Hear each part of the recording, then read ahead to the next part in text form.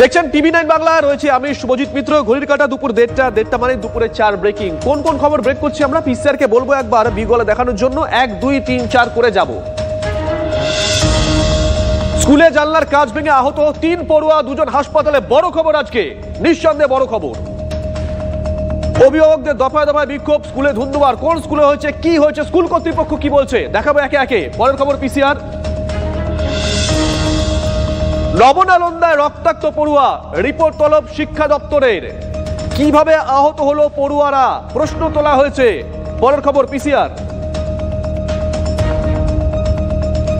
এসএসকেএমে চিকিৎসাধীন 3 প্রসূতির অবস্থায় সংকটজনক।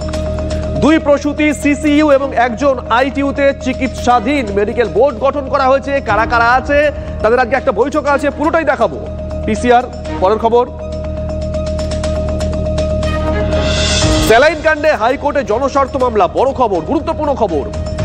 জোড়া মামলা দায়েরের অনুমতি প্রধান বিচারপতির। দেখাবো কবে মামলা শুনানি হতে পারে।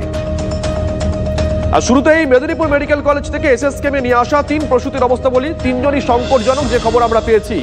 2 জন ক্রিটিক্যাল কেয়ার ইউনিট এবং 1 জন আইটিইউতে চিকিৎসাধীন। সৌরভ রয়েছেন আমাদের সঙ্গে, আমাদের সহকর্মী সৌরভ দত্ত। সৌরভ, কেমন আছেন তারা?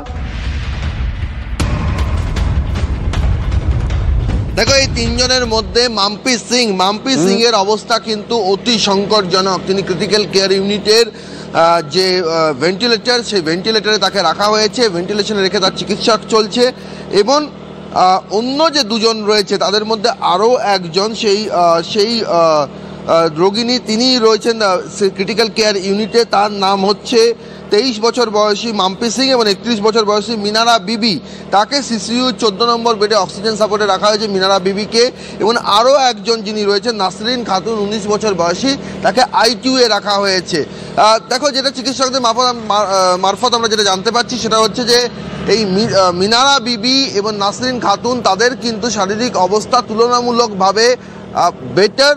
এবং কিন্তু মাম্পি সিং, তার অবস্থা কিন্তু বেশ সংকটজনক এবং চিকিৎসকেরা তার শারীরিক পরিস্থিতি নেই সবচেয়ে বেশি উদ্বেগে রয়েছেন।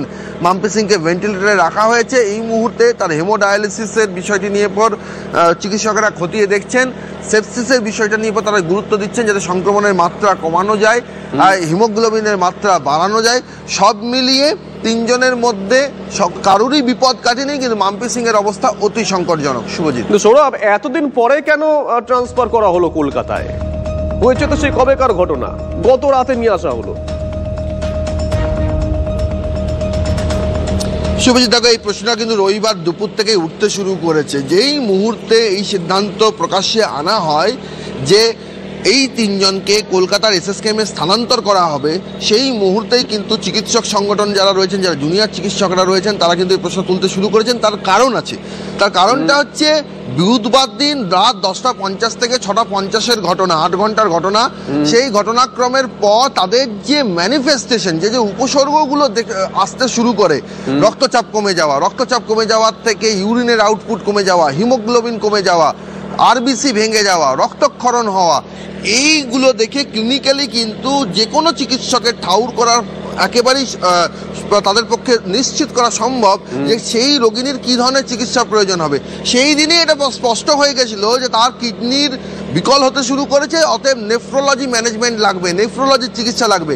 মেদিনীপুর মেডিকেল কলেজে নেফ্রোলজির চিকিৎসক নেই, এটা তো রবিবার দিন আবিষ্কার হয়নি, এটা তো বৃহস্পতিবারই কর্তৃপক্ষ জানতেন যে সেখানে নেফ্রোলজির চিকিৎসা নেই। যে ধরনের ক্রিটিক্যাল কেয়ার ম্যানেজমেন্ট লাগবে, সংক্রমণ হলে, সেপসিস হলে, সেই পরিকাঠামো মেদিনীপুর মেডিকেল কলেজ নেই। তাহলে বৃহস্পতিবার দিন স্টেবল করে কালকেও যে তাদেরকে আনা হয়েছে, ঝুঁকি নিয়ে আনা হয়েছে, অত্যাধুনিক অ্যাম্বুলেন্সে আনা হয়েছে, কিন্তু তার মধ্যেও ঝুঁকি ছিল।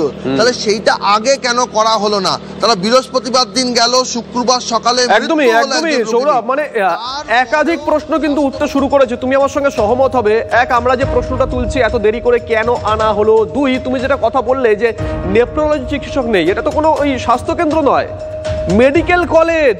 তার পরিকাঠামো নিয়েও কিন্তু আজকের এই ঘটনার পর আবারও প্রশ্ন উঠতে শুরু করেছে। সৌরভ, সঙ্গে থাকো। বিতর্কিত স্যালাইন নিয়ে গতকালের পর ফের বৈঠকে স্বাস্থ্য দপ্তরের বিশেষজ্ঞ দল। 1 জনের মৃত্যু এবং সৌরভ যে কথা বলছিল যে বাকি 3 জন কে কি অবস্থায় আছেন, কারণ খুঁজতে ফের বিশেষজ্ঞদের সঙ্গে বৈঠকে স্বাস্থ্যকর্তারা। কখন এই বৈঠক হবে, কারা কারা থাকবেন, বৈঠকের বিষয় কি, জানবো সৌরভের কাছ থেকে। সৌরভ। দেখো স্বাস্থ্য ভবনের গ্রিন রুমে এই বৈঠক শুরু হয়ে গিয়েছে। আচ্ছা। যারা বিশেষজ্ঞ দলের 13 জন সদস্য রয়েছেন তারা কিন্তু এখানে বৈঠকে হাজির রয়েছেন। মেদিনীপুরে যারা চিকিৎসকরা ছিলেন তাদেরও এই বৈঠকে থাকার কথা। কিন্তু এই বৈঠকটা আজ হচ্ছে কেন? এই বৈঠকটা হচ্ছে তার কারণ একটা ইঙ্গিত পেতে চাইছেন স্বাস্থ্য দপ্তরের শীর্ষ কর্তারা যে ঠিক কি থেকে এই ঘটনা ঘটেছে। দুটো সম্ভাবনার কথা বলা হচ্ছে। স্বাস্থ্য কর্তারা যে সম্ভাবনার কথা তুলে প্রশ্ন তুলছেন, যে প্রশ্নগুলো তুলছেন, তারা 1 নম্বর প্রশ্ন তুলছেন যে কেন মেদিনীপুর মেডিকেল কলেজের গাইনি বিভাগে এই 5 জনের সঙ্গেই এই ঘটনাটা ঘটলো। কারণ ওই রিঙ্গাল ল্যাক্টেট সলিউশন, ওই কোম্পানির সলিউশন অন্যত্র ব্যবহার করা হয়েছে। মেদিনীপুর মেডিকেল কলেজের অন্য বিভাগও সেদিন সার্জারি ছিল, তাহলে সেই ক্ষেত্রে কোনো আউটকাম হলো না। শুধুমাত্র গাইনি বিভাগেই কেন এটা ঘটনাটা ঘটলো, একটা ক্লাস্টারে কেন ঘটলো, একটা ওয়ার্ডে কেন ঘটলো?